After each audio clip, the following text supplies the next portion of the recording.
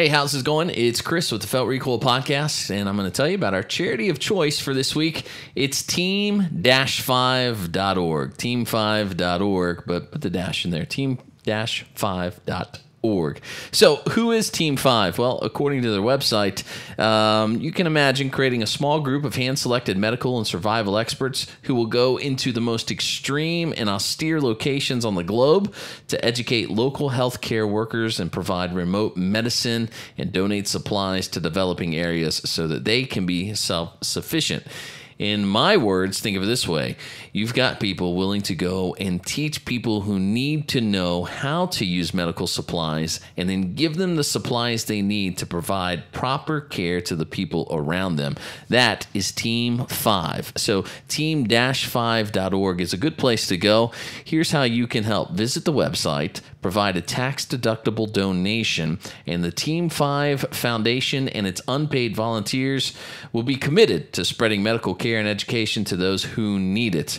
It's because of your help that every dollar donated will go directly into funding the missions to get the knowledge out from the Team 5 Medical Foundation. Please visit team-5.org for more information and consider a donation today.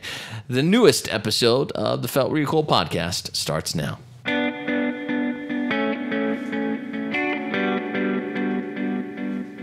This is Felt Recoil. I gotta tell you, Tell me. it's like Christmas is in the air. Felt Recoil number 23. My name is Chris, and straight across from me is the man known as Patrick. P-Mag. It is like Christmas in the air right now. Do you remember the first hot girl to give you her phone number? Like the first girl that you were like, man, she's smoking. And then you actually got the digits and were able to call her or text her. I don't know how old you are, but... Yeah, there was no texting back then for me, day, buddy. Back in my day, yeah, there was no texting. But you remember, and it doesn't even have to be the first one, but you remember even when I first started dating my wife, it's like that thing where... you get the contact information and you reach out to her and you just think, man, I just hope she responds. You know, I don't want to be sitting around by myself this weekend. But you got to play it cool. I want to hang out with her. Right. So what you do is you send that text and you're like, so I thought if you weren't doing anything Saturday, I'm going to have some people over. We're going to cook some burgers by the pool. And if you want to come join us, that'd be cool. Whatever, you know. And I mean, if you want, you know, I mean, you don't have to, but Totally. if you didn't have anything else going on. In fact, it'd make it easier on me because I don't want all three girls that are into me to be here together. You know, you throw something like that in there. So I'm going to ask Carmen if that's really how it played out. Not how it played out at all. But if you really want to know, when I first started dating my wife, I was living with a girl. And that makes me sound terrible, but Awkward. Right. It was my buddy BG's girlfriend at the time, and she needed a roommate. The girl she was living with just up and moved out, and we happened to live in the same apartment complex. And I was like, heck yeah, I cut my rent in half. I'll do that. So I literally moved like over a building and took the spare bedroom from her. You were just all, I'm down great. with common law. No. So actually, the first time my wife came over, my girl, you know, not even my girlfriend at the time, but the first like kind of date we had was a cookout, and she thought I was dating her, and that's why we lived together. And she's like, "This is really weird. This guy like invited me over because we went to high school together. I guess that needs to be said. We went to high school together, and then she had moved to the same town I was in Birmingham, Alabama, and so I'd actually messaged her and said, "Hey, I saw you moved here. If you ever want to hang out, just let me know. You know, I've been here for a couple of years and blah, blah. Also, you're hot." And I didn't put that in there. But anyway, the point is, so then she's like, yeah, you know, we'll get together. The last time I'd seen my wife, I think this is true. The last time I'd seen her, we had gone on a deep sea fishing trip with our church. And everybody got like terribly sick because a hurricane it wasn't actually a hurricane. It's like a tropical storm at the time came through, roughed up the sea, blah, blah, blah. Long story. The whole point is even when I first started communicating with her, if you remember, no matter where you're at, if you've got that significant other, if you remember, you have that thing where you send the message and you go, okay, all right. So don't do anything dumb, but definitely stare at your phone for 3 hours waiting for the response, right? So this is a little inside baseball. We had applied for press credentials to go to the NRA show this weekend in Atlanta and never heard anything back. But then I didn't want to be... Chris has been staring at his phone for 3 months. Right. I didn't want to be... Full disclosure. I didn't want to be the guy who was like, so, like, what's up with my press credentials? I mean, I got a podcast, you know? You don't want to be that guy. So I don't know if you know, but we're pretty much a big deal. Pretty much a big deal in Taylor's. All my neighbors know about it. And so I didn't want to be the guy who's bugging them. But I finally said, well, you know what? Maybe I'll just call. So I got to brag on the NRA for a second. I call. I go online and I look and I call, and this lady answers and she's like, hey, how's it going? I say, hey, here's the deal. I'd applied for press credentials. Never heard anything back. Should I know that I got denied? That was really my question to her. Should I know by this point that it's not happening? She goes, oh, no. Let me give you this guy's number. So I was given a name and a number, and I call the guy. And here's how, some people say, well, here's how you know a successful person. And then they always have their little whatever it is. I think I found out the answer. It's that you're always available. So I call the number I'm given, and I'm telling you, not even half a ring in, it's like, hello. I go, oh, I was kind of expecting the voicemail because you're calling this big shot at the NRA. I go, oh, hey, here's my name, here's what I do, blah, blah, here's my question. And he goes, we had a glitch on the website. A lot of the applications didn't come through for press credentials. Shoot me an email. Here's my email. I said, oh, great. He goes, I'm sorry if I sound rushed. I just got off an airplane in Atlanta. But if you send me an email, I will follow up, I promise. Oh, okay. All that to say, followed up, got the press credentials, but I was very much the dude sitting in his phone. Come on, baby. Let me know. So I say that to say we will be at NRA all weekend this coming weekend. I probably couldn't be more excited. Are you as excited as I am, Hulon? I don't think so. Yeah, I don't think you are. And that's not because I'm not excited. It's because you're giddy. I am giddy. Yeah, that's true. I mean, you're like crawling out of your skin right now. Do you want to hear the itinerary for NRA show? All right, hang on a second. This is legit. So I've gone through, and everybody I want to see, I've written down the company and the booth number so we can infiltrate and then make our way. Obviously, you never would have guessed. I'm looking at the list now. He just showed me this list on the computer. You never would have guessed that Hudson is at the very tippy top of this list. Booth 4380, baby. 4380. You're going to be knocking down old ladies and with like walkers trying to get to that booth, aren't you? If that's what it takes.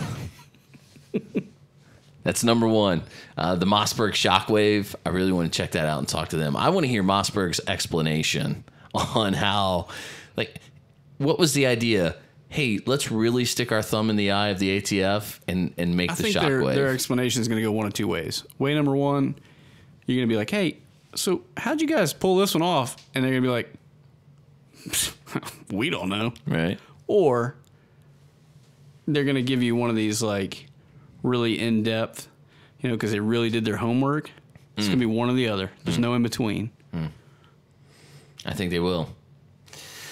I've heard an explanation that makes sense. I won't repeat it here in case it's false, but I think we get the in-depth. I think you're right, but I think we get the in-depth. After that, we're going to stalk TaxSoup until they're willing to talk to us, because I love TaxSoup, especially this week. Holy moly, the Pipe Hitters Union thing was fantastic. That was fantastic. Bunch of crackheads causing trouble for TaxSoup. Then FN, for the 509. DD, breaking news. Hang tight for that. Breaking news on some Daniel Defense stuff. Then PTR Industries, Glock, because, they're on the same aisle as Hudson, and I also want to see what Glock is calling their Gen 5. It better be... Is it the 17M? If that's what's really going to... We don't even know if that's really going to be there, though. What? I know. It better be. Devastated. Tactical Taylor, I want to see those guys. Springfield CZ, goes on and on. But the whole point is it's there. And then I found all the famous people I'd like to meet. Lou Ferrigno is going to be there. I think we have to meet the Incredible Hulk if he's going to be there. We have to hunt him down. Jerry Michalek, you have to meet him if he's there.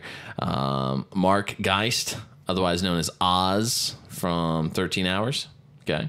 He'll be there, so got to try and meet him. And then, what's Mac's last name? I can never... Max Michelle? Michelle? Okay. I can never remember. Steel Challenge guy? He's, like, super awesome on the gun. Sponsored by SIG. Patrick's favorite firearm company. Not going to hold it against him. For the nomenclature. Because he could probably shoot me in the face 100 times before I even knew it happened. Nice to meet you. Oh, I'm dead.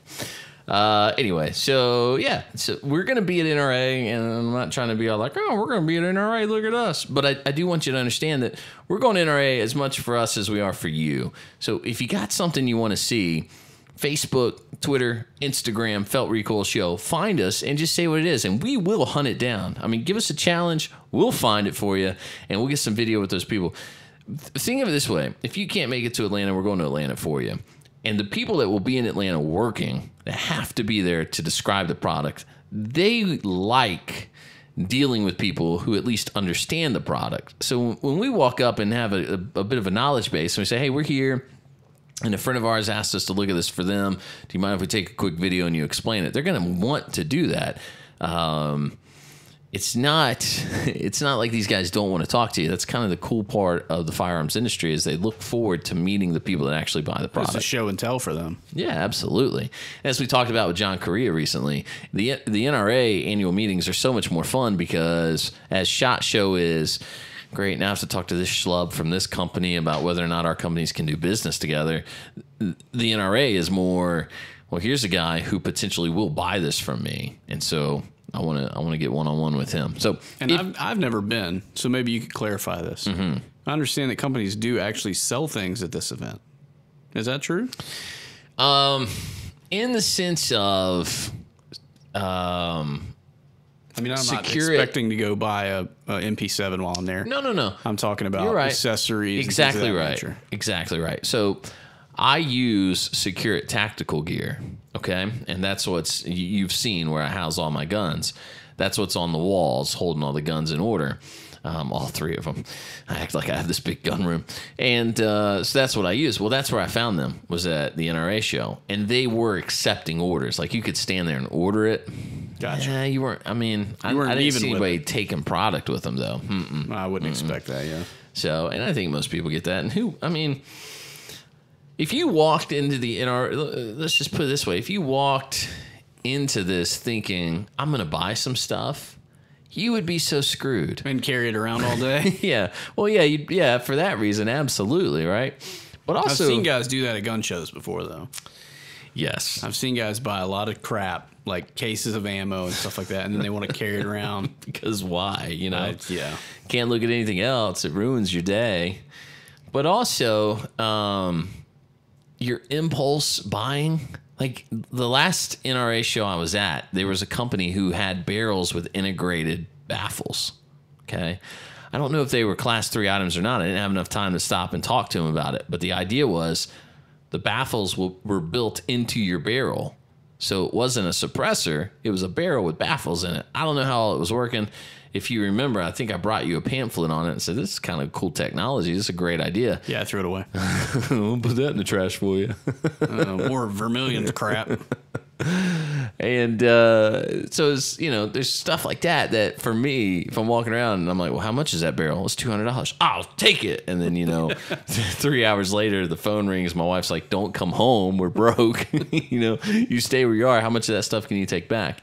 I don't think you would want that ability, I guess. But I don't know. Maybe some people, there might be some wheeling and dealing, but I don't know. I'm not going for that. I'm actually most curious about whether or not there will be an opportunity to actually go shooting with some of these people. Like, I know that sounds crazy, but since you're in Atlanta, there's probably... You could just shoot anywhere in Atlanta. Yeah, well... I watched the first 48. They do it all the time. I don't know what the big deal is. They love AKs in that town. Have you noticed that? AKs and 40s. Steel-cased ammo galore. Am I the only one? Let's I'm see. the only one that noticed Hold on, that? let me find High Point's booth number for you. We can go hang out with them for a little while. Anyway, so I'm pretty excited about that. I'm overly excited. I've been looking forward to it for a long time. So if you got something you want to see, Felt Recoil Show at Facebook, on Twitter, and on Instagram. We're all over all of that. You can also, by the way, I don't say it enough, just email us. Kris with a K, Kris at feltrecoilshow.com or Patrick at feltrecoilshow.com. Just email us. Tell us what you want to see, and we'll hit you back and let you know that we found it or we didn't, and we'll make a quick video for it. We look forward to doing that kind of stuff. All right. And I would say, too, if you are there and you're going to be there as well, we'd love to meet up with you. Yeah. We'll have a drink.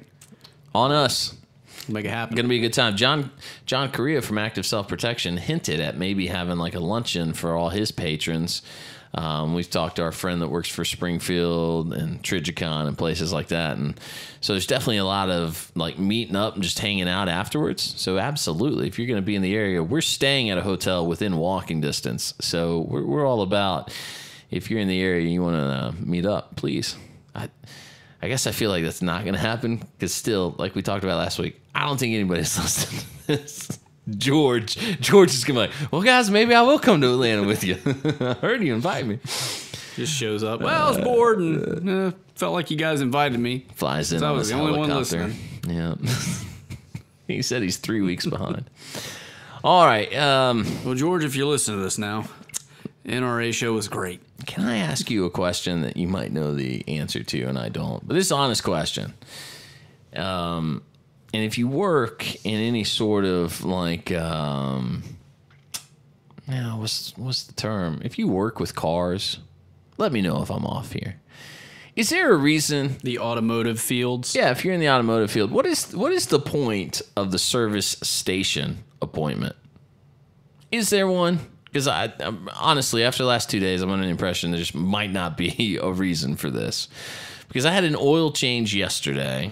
Obviously, we're about to travel to Atlanta. We're going to take the Jetta. So I have an oil change scheduled yesterday at 2 o'clock, and I did a tire rotation today at 2 o'clock. And neither one of those was I treated the way I'm treated when I have a doctor's appointment. If I'm in my doctor's office and I have a 2 p.m. appointment and I'm sitting there at 5 till and I sign the sheet, and then someone walks in and says, yes, need to see the doctor, I'm not feeling well, and they go, well, come on in. I'm going to stand up and go, hey, I had a 2 o'clock appointment. Why did that person get to go right in and I'm still sitting here, right? And that's kind of how I feel with my oil change yesterday. Took nearly 3 hours. Chris, I blacked out a minute ago when you said that you got your oil changed on one day and your tires rotated on another day. Mm-hmm. What in the hell kind of fly-by-night place do you go to that they can't do both of those things at the same time? They could, but I take my car to the dealership for the oil change because I have a Jetta. And actually, a lot of these little drive-up places don't do synthetic oils. They won't do them. So I go to the dealership for a couple of reasons. So you're telling me the VW dealership doesn't have a lug wrench? Yes, they do, but they charge you $30 to rotate your tires. But since I buy my tires... Is that because your car is German? Could be. Sure? What does that even mean? Do the lugs, do they spin off the opposite way? Is it righty-loosey? Well, I mean, what's the problem here? They did ask if I was a Jew before they would sell it to me, which I thought was weird. No, the problem is it's $30 addition to get your tires rotated at the dealership, but it's free at the place where I buy my tires. See what I'm saying? And I pass the place I buy my tires every day on the way to work. Okay? So at my tire joint, it's a free rotation. You're supposed to be just going and get your tires rotated. Okay. All right. And free replacements all the time. So if I hit a nail or I hit a pothole, because I pay $5 extra, by the way, $5 extra per tire. If I hit something, pop, and it goes, I can take it in there and they replace them. It's been great. It has paid for itself numerous times, trust me. But the point is, they're actually better than the dealership. I go to the dealership yesterday, and I walk in, I'm the only person in there. And I'm like, hey, yeah, I had a 2 o'clock to get an oil change. They're like, yep, sure, great. Name? Give them the name. Okay, great. Yep, you got 2010 Jetta. Okay, yep, just, all right, yep. Now, here's the great part about the dealership, by the way. Starbucks coffee, free of charge. A big TV, and there's a Mac in the corner. So if you want to surf the web or whatever, you're good to go. Did you reset their browser homepage to feltrecoilshow.com? I should have. I didn't think to do that, man. Come on. Actually, you know what's funny? This is amateur hour. That's very true, man. I'm sorry I didn't think to do that. When I was younger and in radio, I used to do that. I would set it to my profile page on the radio station's website. I thought you were about to say MySpace. I would walk around Best Buy and do that. No, well, probably later in the time. Well, but I guess I know what I'm doing on my lunch break at Best Buy tomorrow. You made me lose my train of thought here, Hulon. Good.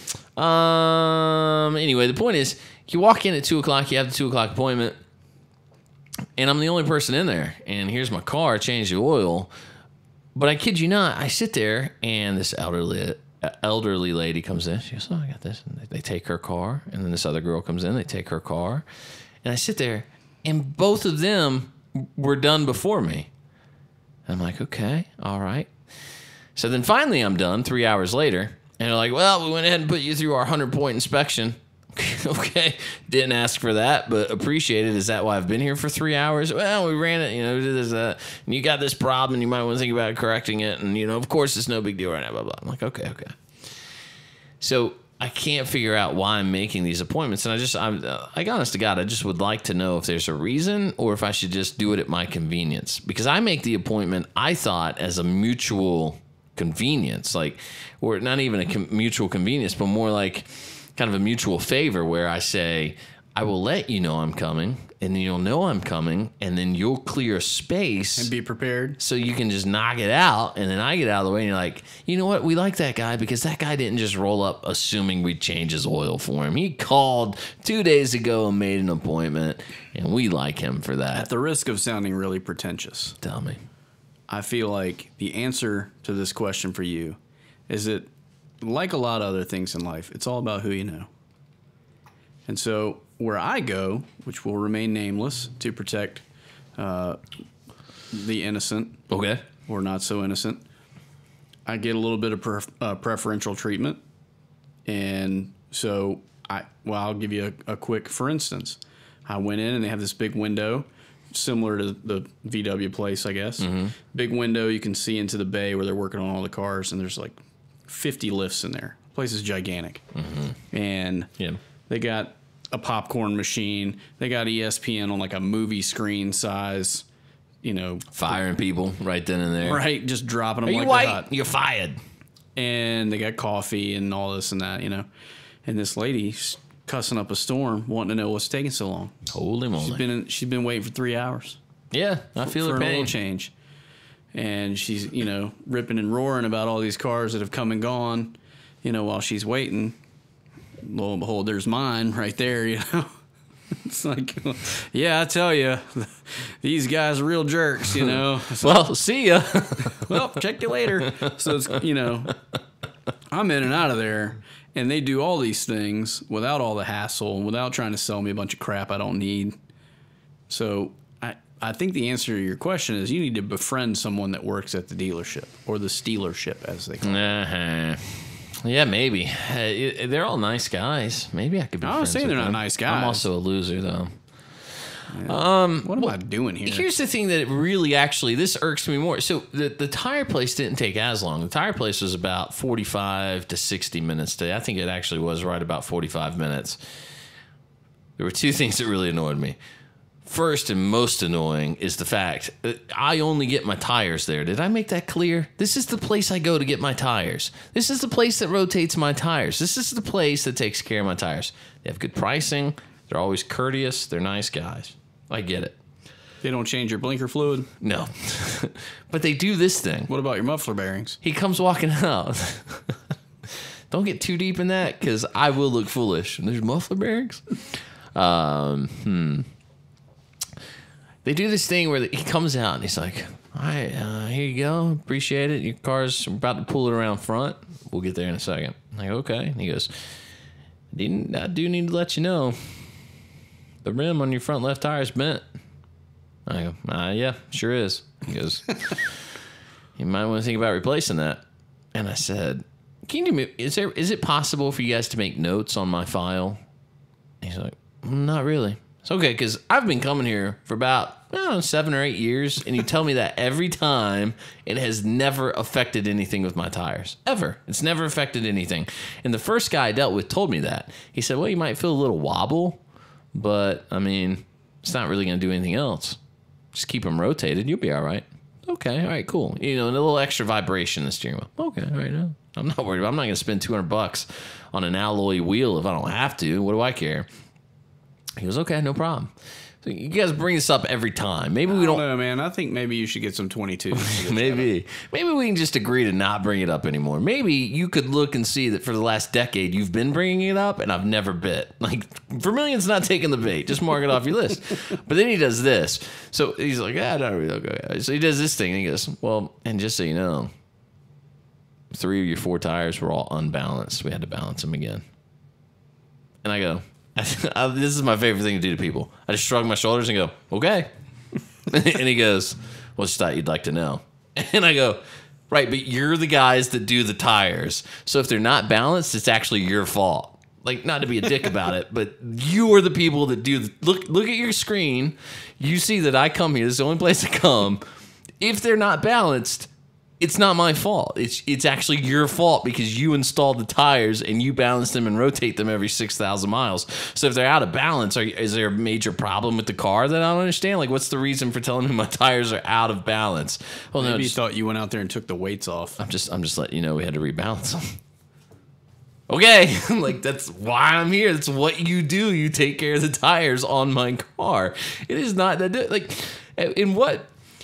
It's this, you know, it's a premium service. And that's what I think annoys me is I recognize, and I'm totally, by the way, at the top, I'm totally okay with this, that we pay extra for premium services. I don't know how to change the oil on my Jetta. I don't know. I couldn't get it on my motorcycle. I could do that all day, every day. I had no problem changing the oil on my bike.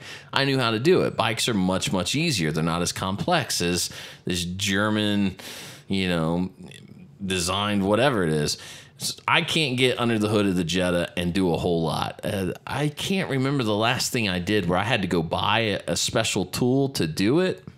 To change my own battery. I changed my own battery and I had to go buy like an extended wrench to get down in there and get it. And I was like, never again. Never again. Just find the place that does it for free. Just stop with this garbage. It takes too much effort.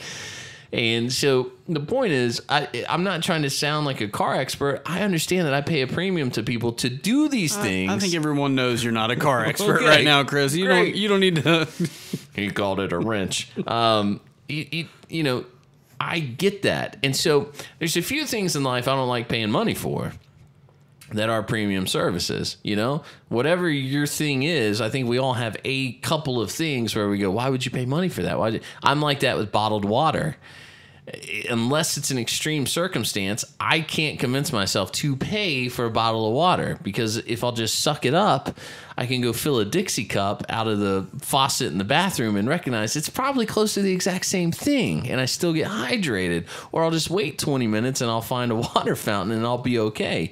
Out of spite, or maybe out of principle, I have to buy the Gatorade and the Powerade because at least I feel like I'm getting something for the money. Somebody put something in this, you know. There's like a actual thought, and there's some extra something to this. So tires tends to be one of those things. Like, I just can't stand spending money on my car. If it has to have it, if it's an oil change or a tune-up or whatever, and this part needs to be replaced, I'm okay with it. But it's almost like the routine maintenance drives me crazy. But I feel like the flip side of that is you almost get exploited in the sense of, well, he doesn't know how to do this. Watch this. Well, he doesn't know. Watch.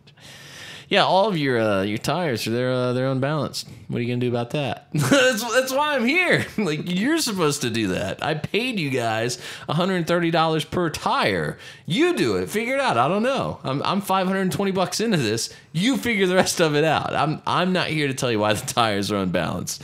It drives me up a wall. So again, I think you need to find a very trusted friend that works in the automotive field. And just go to their shop. And go to them. That would be great. Maybe I'll figure it out. Here's the second part of that, though. This is where... So I'll put you in touch with my guy. I wasn't... And I want to be clear that I repeat stories not in the same tone as they happen.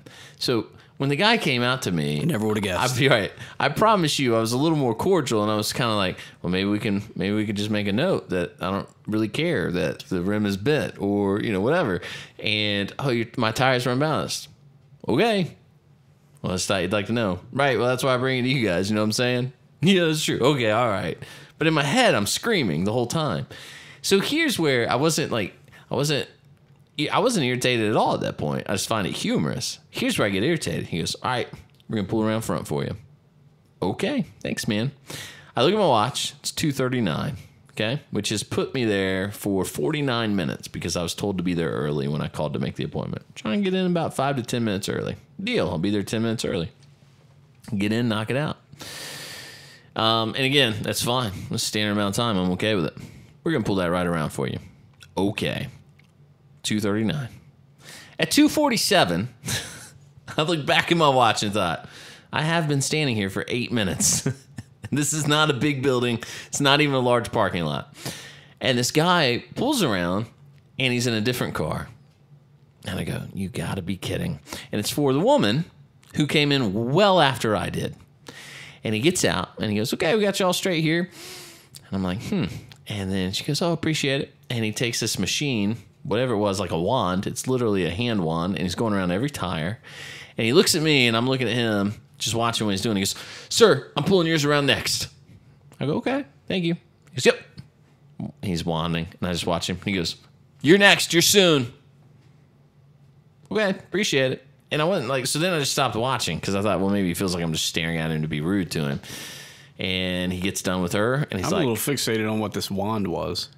I don't know. I think maybe he was testing to see if air was coming out because maybe she just pulled in for like an air pressure check because they do those for free if you buy your tire. In my head, he's like Bill Murray in Ghostbusters when he's like walking around the apartment with the whole thing, Very well could have been.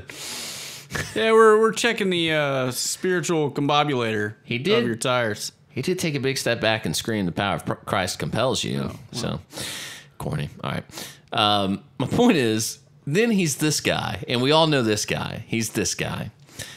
He gets done with his wand and the lady, and he looks at me and goes, I'm pulling yours out right now. And I go, what a weirdo. And he goes back in, and within 5 seconds, someone else pulls around in my car. And it's not a huge deal, except that it just highlights that guy that we all deal with, who has to always be the guy. Like, oh, everyone else out of the way. I got this. Out of the way. Get out of my way. Get out of my way. Get out of my way. I got this. Sir, I'm pulling your car right around. No, you're not. Yeah, no, I'm going to go get it. But you're not the guy. You're not the guy that's going to pull my car around. Someone else is pulling my car around. So here comes this other guy with the car. He just wants you to think he's the guy. Right. Exactly right. And I'm like, he wants everybody else to think that you think that he's the guy. Yeah. Everybody in the parking lot had to know, right? Right. Everybody. So he runs back in, someone else. So then I go back to work, and I'm just like, okay, done. And I realized that's why I don't get work done on my car. When they told me at VW that there was a, what did he call it? Like there's a flux capacitor. The flux, yeah, thank you. He said the flux capacitor was out of bananas. No, there's like a vacuum seal or something that is leaking with my oil. I don't know. And I said, well, Did you tell him consult your wife? Yeah, exactly. She does the vacuuming she around does here. the vacuuming in this house. Next thing you're going to tell me there's something wrong with the sandwiches. Oh, the sandwich press is broken? It ain't toasting the way it should? No, so I said, well, what's the quote on that getting done? It's like $850. I was like, great, bye. I'm like out the door. He goes, well, it's not, you don't have to have it done right now. I was like, right, well, I'll call you when I break down on the side of the road because I don't want to deal with this again. I don't want to be here. 3 hours of my time costs me money. Like I got work done in the sense that obviously now we can check emails, we can check social media, we can do what we need to do. And I placed a few phone calls. But being there for 3 hours and away from work, it costs me money. I got to go back to, I work on the clock. So let me go back to work. If we're being honest, you Yes. spent that 3 hours looking at your phone waiting on those press passes, didn't you? So actually, truthfully, So really, what work did you get done? that was actually the 3 hours. Don't you lie to me. It's where I laid the trap for myself because that was when I called the NRA. That's why I got a few minutes. Let me call them, and then there were a couple of emails back and forth, and that is when the waiting began. So yes, sort of. But Now I know why you were counting the seconds. can I just ask one other thing while we're on the topic of these guys in the Sure, world? and I will be sure to give you many more smart-ass answers. Go right ahead. Can we just agree? I don't know if it's the internet. Yes, I'm going to blame the internet. The internet is turning us all into 85-year-old curmudgeon-y people. Okay? You know how when you deal with that certain old guy, he's right because he's been right for 50 years, and you're not going to change his mind. So you just learn to shut your mouth and let it go. I feel like that guy is now 30, maybe even 40, and he's becoming more prevalent. And I wish we could stop. I wish we could just stop having to be right about everything, every day, all the time. I think working in retail has made me less confident in myself. And the reason is because you run into people constantly who are so convinced they're right that they convince you you're wrong. And you go, I don't know, maybe I'm wrong. 2 examples from today. The funny one is the guy who kept referencing 156 ammo. Yeah, I'm getting that rifle that shoots the 156 ammo. You got any of that on sale? It shoots the what? The 156 ammo. The 556, and I kid you not. Yeah, 556X45. The 556X45. Yeah, it's 556X ammo. That's right. It's 556 by 45, my friend. Yeah. And then they go back to it. Okay. Not a problem. He doesn't know. He's trying to learn. I get it. But here's what I'm driving at.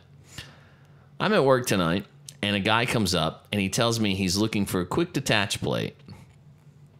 And I go, okay. And he goes, I already spoke to your associate. And he didn't know what I was getting at here. He pointed me over here to the Magpul stuff. You don't have any QD Magpul stuff.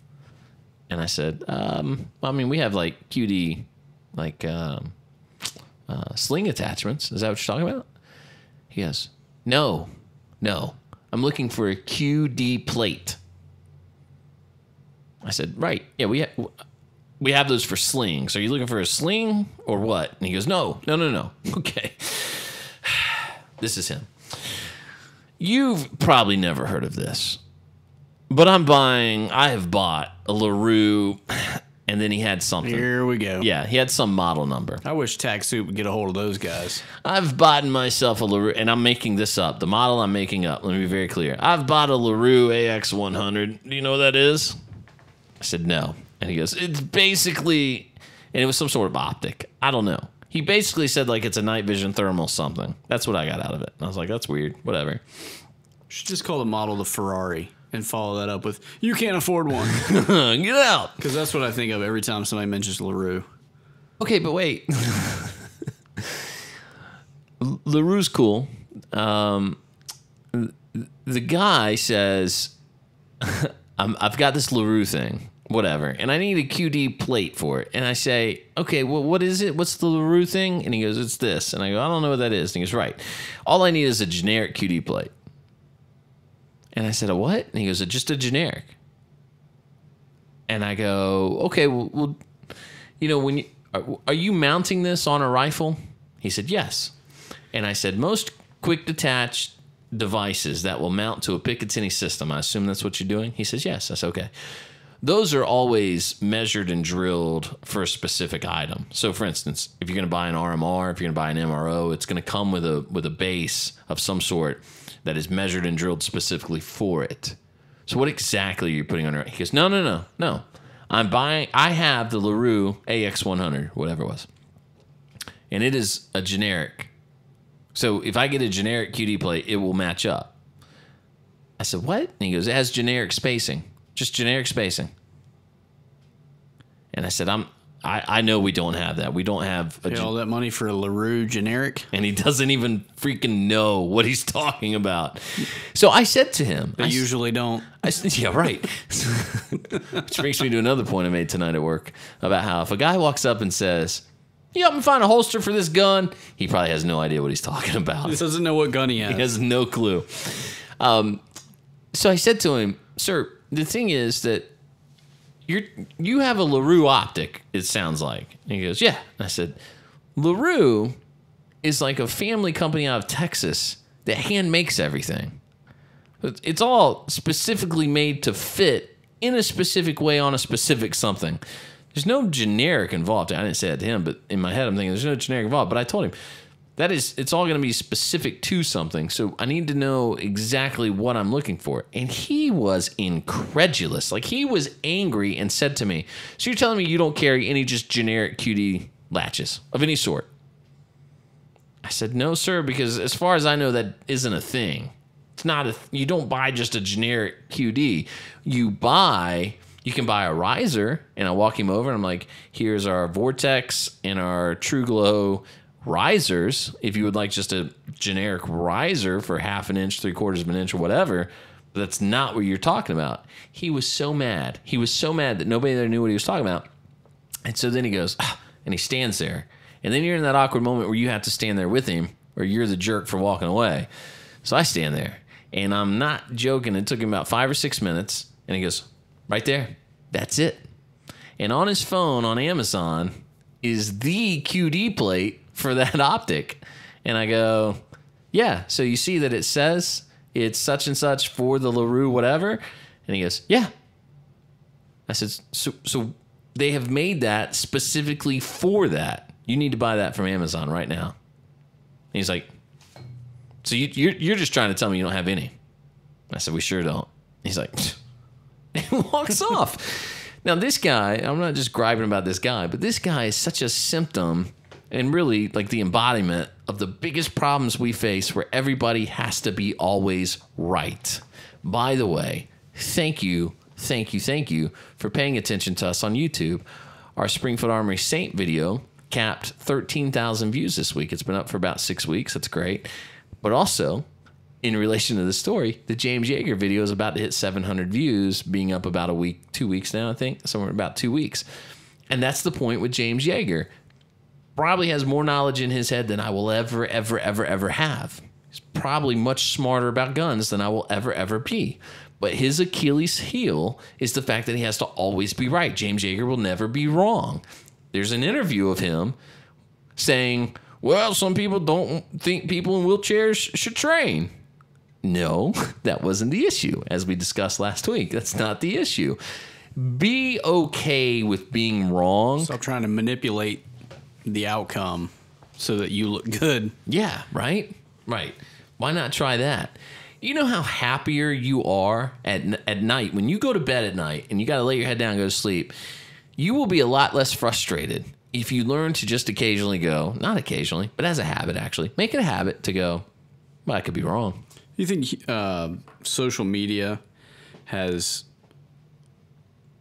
done something to us in our ability to be humble? Oh, yeah. And maybe not even social media. Maybe that's unfair to social media.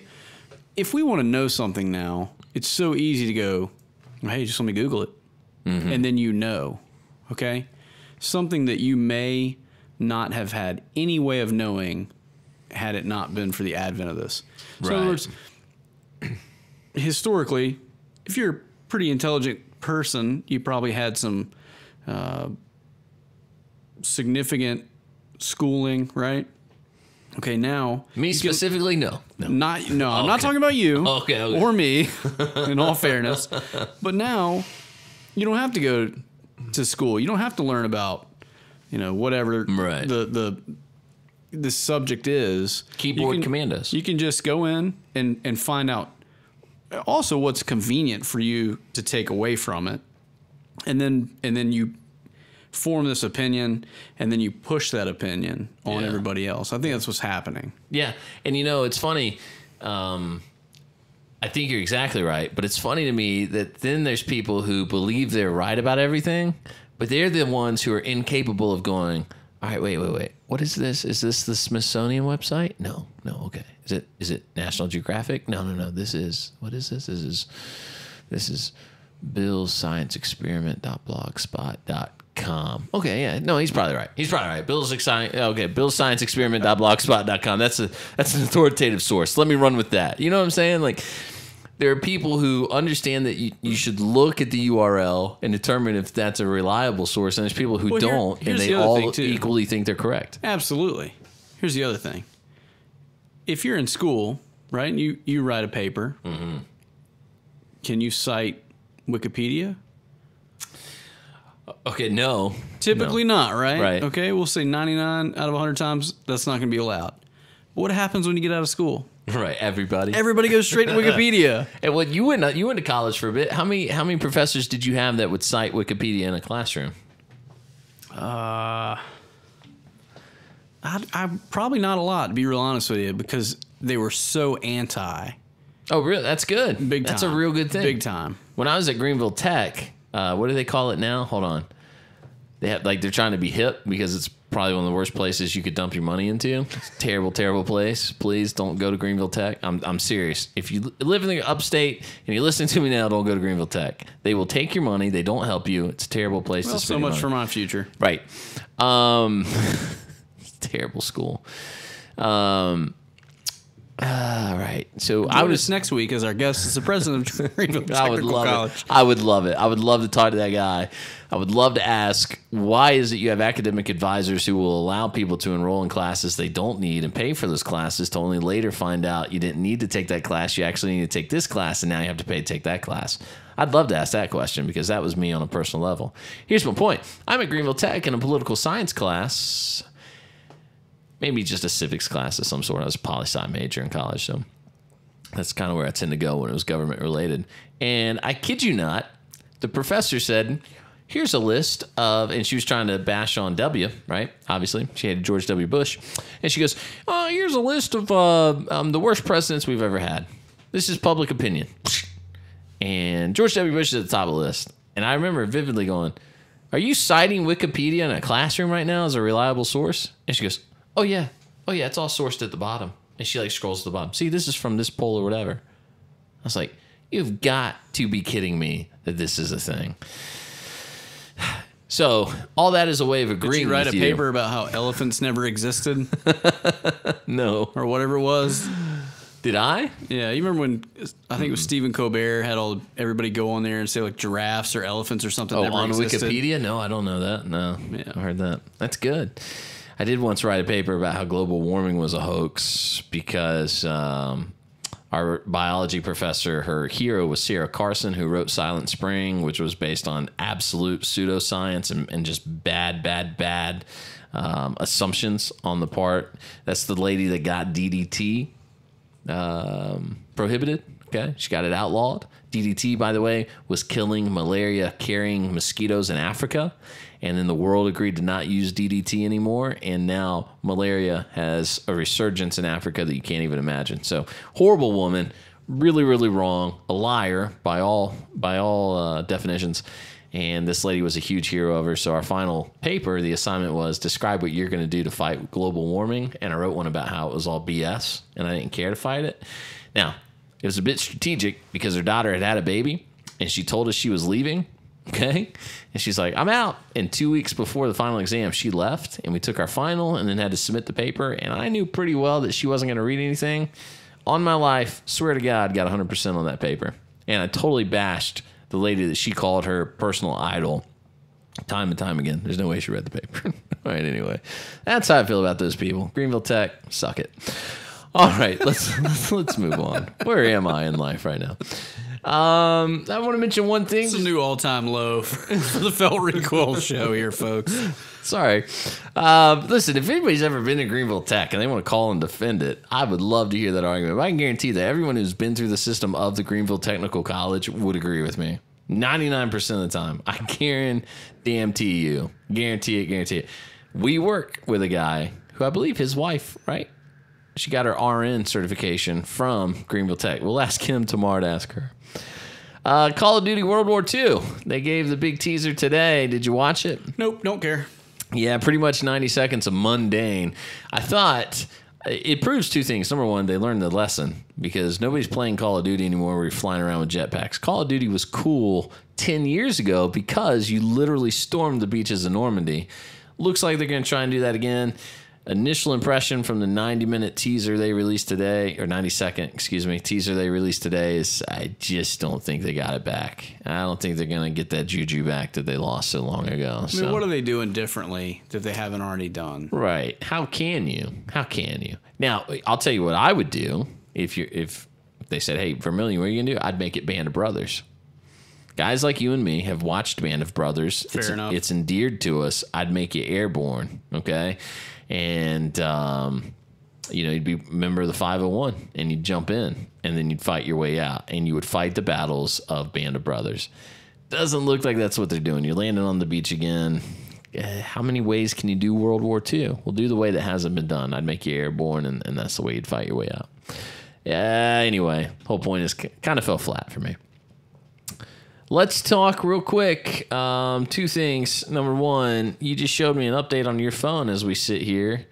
Can you read that to me from Fox News? Says that we're all renegotiating NAFTA now. What's happening here? U.S., Canada, and Mexico have agreed to renegotiate NAFTA. Isn't that interesting? It's one of those things where everybody panics you because they want you to believe that Trump is an idiot that doesn't know what he's doing. Again, I didn't vote for Trump. I don't know that I entirely agree with much of what the guy's doing. At no point are we saying the guy's not an idiot. Right.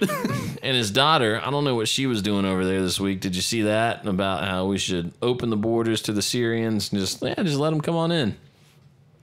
I don't really know what's going on with that family. I don't like the idea that the guy's letting his kids run around like that. There's no place for the first children to be involved in any of that. They need to go find themselves a nice nonprofit and raise money for a charity of some sort. Find a good cause and get behind it. That's your job right now. Go do that. If you want to do something, go do that. She's a successful businesswoman otherwise, despite all else. Just stop involving yourself in politics because your dad's the president. It doesn't mean you know jack squat about the way the world works. Well, I mean, they certainly didn't get any foreign policy advice from him. Right. Right. If we're being honest. Yeah, no, absolutely. Absolutely. That's kind of what I like about the guy, right? Like, who cares? We play this game where we say, we have to be careful with how we handle NAFTA because what if Mexico disagrees with it? What if we ruin that relationship? What relationship? The one where they leech off of us? Where they send all these people north?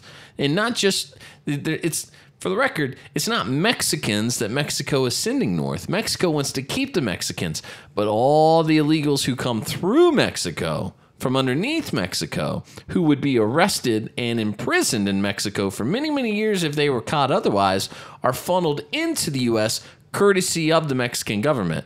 So El Salvador, where MS-13 is thriving, you get all those countries like that. They send all their bad guys up who are escaping imprisonment and whatever, and those people funnel through Mexico. And then everybody goes, well, what about the people that just want to come and make an honest living because, their family needs it? What percentage is that at this point? That's like a 5 to 10% ratio at this point. We got to stop it. So my point is, not to get too in the weeds about that, as much to say, I like Trump for the fact that he doesn't care about that. He's not worried. If you don't like us, we don't care. I don't care. I don't care if people in France don't like me. I don't care if people in Italy don't like the United States. I don't care if Canada doesn't like the United States. What I care about is that United States remains the home of a free people who are allowed to do what they need to do to remain free. If you disagree with that, well, go somewhere else. Live somewhere else in your socialist society or whatever it is that you're after. Go do that thing. Or when do the Antifa boats leave? Wouldn't that be amazing? Wouldn't that be amazing? Since it's so bad here, You talk about them. And everybody's a Nazi. They stormed the Heritage Foundation. Did you see that? No, I didn't see These that. Antifa guys stormed the lobby of the Heritage Foundation, Jim DeMint's company, and they're angry. They're angry that the Heritage Foundation helped President Trump devise a plan that would allow Americans to keep more of their own money. Think of it that way. Whenever you hear somebody on the news say, well, the president's going to lower taxes, don't hear lower taxes. Hear the phrase, keep more of their own money. What kind of person do you have to be opposed to the idea of someone keeping more of the money they've earned? I go to work. Yes, you got to be somebody that doesn't earn any money. Right? Yeah, absolutely. Absolutely. And you have to get up and you have to change out of your pajamas and you have to shake off. Meatloaf, now! Now. Shake off the hangover, put your mask on, and go out and cause a ruckus. That's what these people do, yes. It's just such a strange thing because... Or as, what did 1776 United on, I think on their Instagram, they called them V for Vendetta cosplayers. They're so good. Yeah, with half the balls. Right. Like they got nothing. They got nothing. These guys will never, ever, ever stand on principle. They are only influenced by the people around them. They don't even understand the system they're out championing. They have no idea. They're out there saying, well, I promote this. Or do they understand the system that they're challenging? Right. Is maybe a better question. Because I don't think they understand either one of them. Yeah, I don't think they know a lot of anything. But despite that fact, I have a grave concern. Here they are. They stormed the Heritage Foundation, and they say, you know, we're opposed to this idea of Americans being allowed to keep more of their own money, which is ridiculous. I have a grave concern, man, that it's about to reach a point where based stickman isn't going to be enough. And well, so you remember a couple weeks ago we had a similar conversation about when does all this go from, you know, disagreements essentially to something more. Right. And I made the argument that maybe it already has. People are moving away from states that are taxing them heavily and unnecessarily. And that sort of thing. And then I don't know if maybe I was living in a little bit of a bubble, but I wasn't really paying attention to these Antifa guys and what was going on in Base Stickman and Berkeley and what they're calling it, the Battle of Berkeley now. Yeah, absolutely. I wasn't paying attention to a whole lot of that. And so I start catching up to it, and I'm seeing these fights where guys are swinging chains with bike locks on them, and whacking people in the head. Yeah. And apparently Antifa's handing out pocket knives to their people now. Come on. And holding training classes for these people to teach them Krav Maga and all this other hand-to-hand combat stuff. So I basically I stand corrected because it seems like your prediction was basically right. And it's so funny to me that it's come out of this mentality of it seems to be circulating around freedom of speech more than anything. At least that's my impression. Yeah. So these guys are out here wanting to say, well, yeah, Trump's great, and these guys come over here and want to beat him in the head with a lock. Right. And so, and I don't know who the aggressor is. Which is so ironic, though, right? It's so ironic to say you're anti-fascism. Exactly. And you're using violence to drive home your ideology. That's what I can't wrap my head around. Yeah. No, you are the fascist. They're calling them Nazis. No, you're Nazi. You're the ones burning the books. Yeah. You're the ones telling me I can't say what I want to say. A lot of people... That's really weird to me. Don't forget the brown shirts. Remember? Let's remember, if you don't know, remember the historical role of the brown shirts in Nazi Germany was they went out and literally beat the tar out of people. And Hitler, running for office, said, tell you what I'll do. I'll stop the brown shirts. I'll stop it from happening. They were his people. They were his people. They were on his side the entire time. And then he takes office by saying, I'll make it go away. I'll make it go away. Well, these people are anti-fascist, but they're beating people? I'm really, really curious to see if they show their faces in Atlanta. Pardon the pun, because they won't. But you know what I'm saying. If they show up in Atlanta, that will not be good. It will not be good. You're going to be surrounded by veterans who are armed, guys who love the country, surrounded by people that hate it, surrounded by violent people Atlanta that hate it. is not in California. Yeah. I mean, people are armed to the teeth in This in ain't Georgia. a joke. It's not a joke. It's not a game. It's not a game. And here's the thing. You could give the speech to Antifa. You could say to them legitimately, you could say, I choose peace and I choose prosperity for the people. and my friends have chosen the same.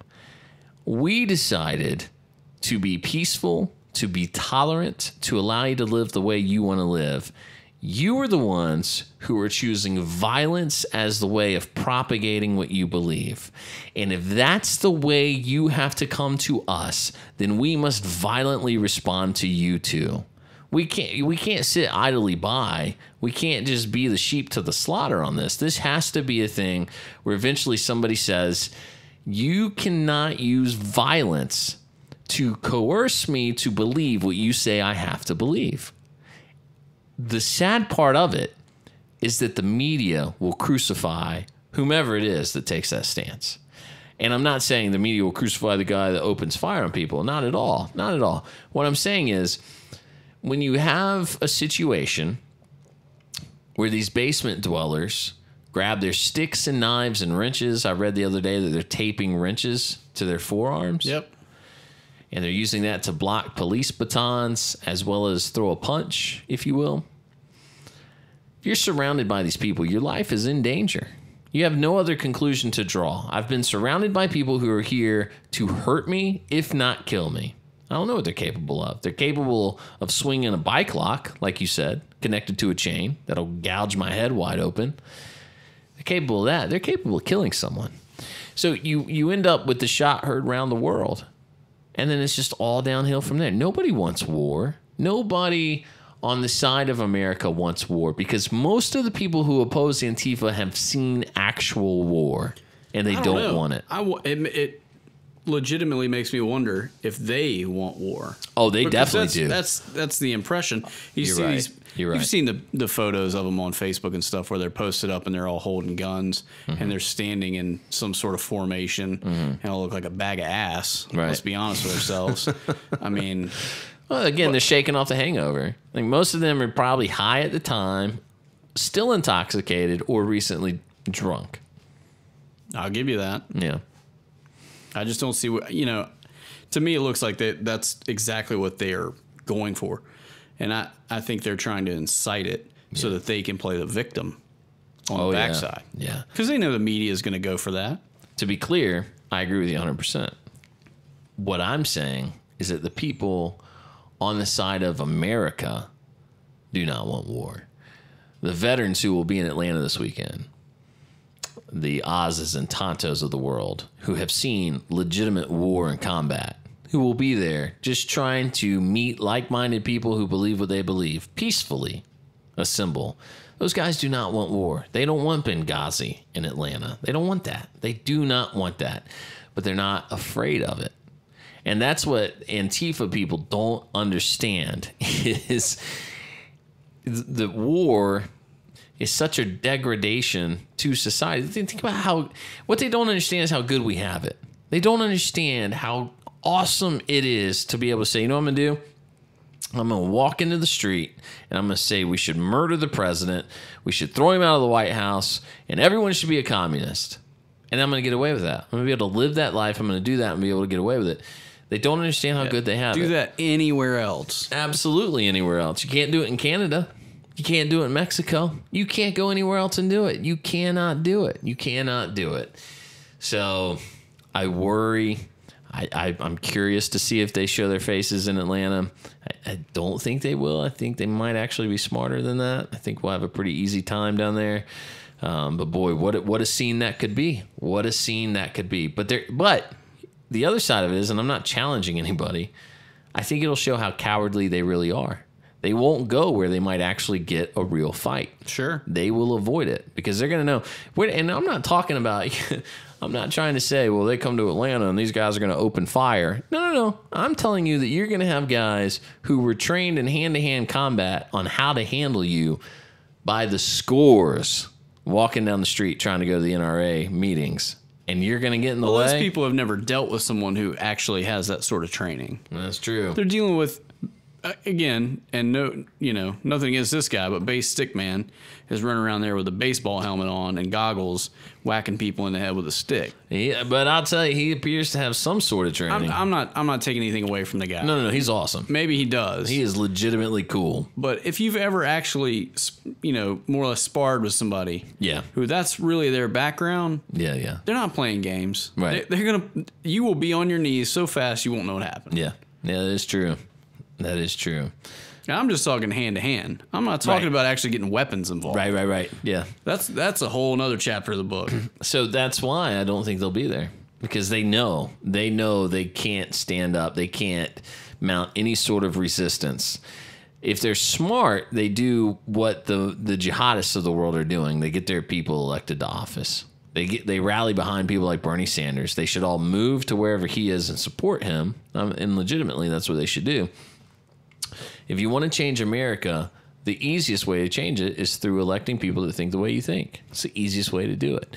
It's frustrating because it's slow, but it's the easiest way to do things.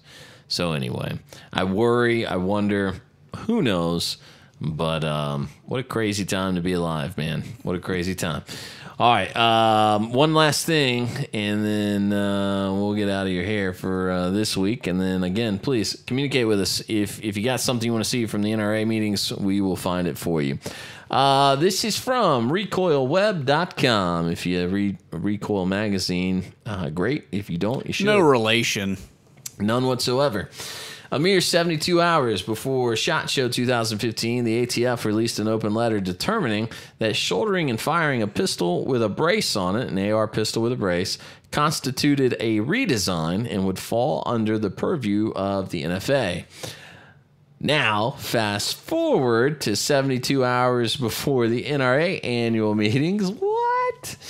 And the ATF now says it's no longer considered a redesign to shoulder a AR pistol with a brace on the end. Here's what the ATF's letter says. With respect to stabilizing braces, ATF has concluded that attaching the brace to a handgun as a forearm brace does not make a short-barreled rifle because in the configuration as submitted to and approved by the Firearms and Ammunition Technology Division, it is not intended to be and cannot comfortably be fired from the shoulder. Blah, blah, blah, blah, blah. Therefore, an NFA firearm has not necessarily been made when the device is not reconfigured for use as a shoulder stock, even if the attached firearm happens to be fired from the shoulder. Let me just tell you why this should annoy you. Wish I had a sad horn sound effect right now. That was pretty good. Here's why this should annoy you. This is the absolute realization that some dude in some office somewhere, one guy, unelected by anyone ever, who probably got his job because he knew somebody, is able to make something. That's how I get my oil changed. That's right. Not enough. We'll talk when this is over. That guy is able to make something illegal for you. Think about that. Let that sink in. That this dude in his cubicle, who couldn't do anything else with his life but cause you heartache, just gets to sit there and go, you know what? From now on, this will be illegal. It is that absurd. It is absurd that there are people in this country who are able to just say, by whim, that's now illegal. Well, it's not illegal anymore, even though it was. It's unstinking believable. We have to abolish the ATF. We have to repeal the NFA. This is a serious question. Have they actually prosecuted anyone for shouldering one of these devices? Probably. They're probably trying to find video of Trump Jr. doing it. If they're going to go after anybody, it's going to be him. I know he's a firearms fan. Seems like a cool dude.